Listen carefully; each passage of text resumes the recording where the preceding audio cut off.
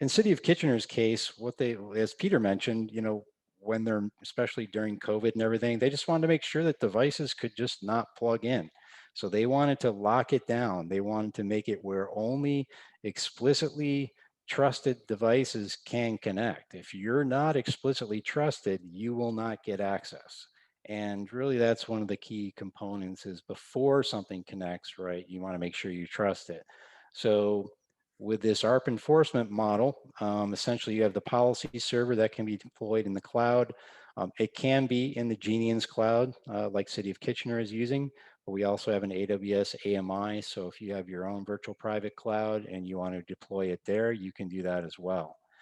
Obviously, on-prem is an option. You can put it on an Intel platform for hardware, or you can put it on ESX. And then you have the sensors, which we've already talked about at length, that you can distribute across the network. And really, once you set your policies to default block and not trust anything, that's exactly what happens. So any new device that is connecting to the network that isn't explicitly trusted is not allowed. And we'll talk a little bit more about optional notifications for when that occurs.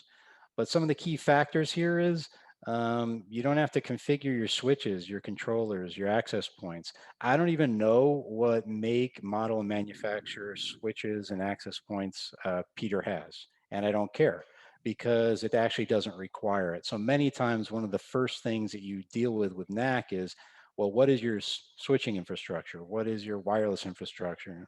But using the ARP enforcement, we actually don't care what that is because it truly is vendor agnostic, which is one of the most overused terms in the industry, but it really is. So there is no network dependencies.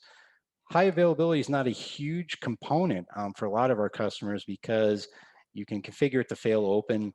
So there's no network downtime, there's no bottleneck, and using the ARP enforcement is not in line. So high availability is just less critical than it is sometimes. You can rapidly deploy this. In 10 minutes, you can turn up a cloud policy server, and you can also you can image yourself a sensor very quickly too. And virtual environments are also supported. So if you have VMs out there, you can still apply policies to those because we don't need a physical switch infrastructure to enforce policy.